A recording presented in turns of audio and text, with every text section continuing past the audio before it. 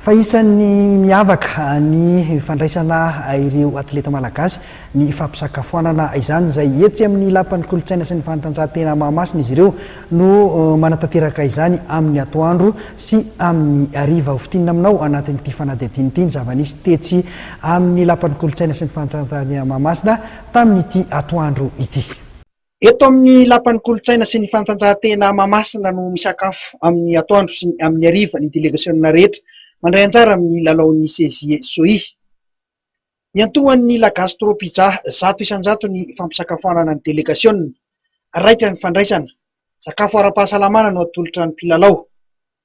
Voalohany aloha dia misaotra zahay ny ministeran'ny tanora sy ny fanatanjahantena safidy manokana La Gastronomie Pizza fampisakafoanana an'ireo atleta izay mandray anjara amin'ity CJE SOI 10e édition atao eto Madagasikara ity. Ny sakafo izay menan'ny atleta dia sakafo heverina fa ara-pahasalamana satria ny dokotera ny ministera mihitsy no nanampy anay tamin'ny fandrafetana izany sakafo izany.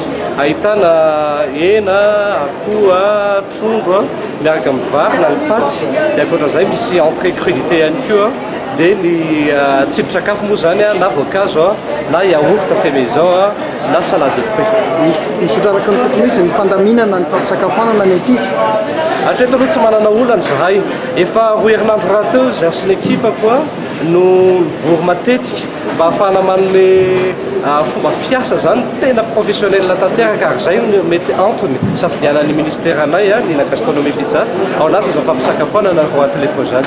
Tamin'ity atoandro ity dia niarany sakafo tamin'ny atleta ihany koa teto amin'ny lapan'ny kolontsaina sy ny fanatanjahantena Mahamasina ny ministry ny fanatanjahantena Andriamosarotro Jean Anissé sy ny mpiara-miasa aminy.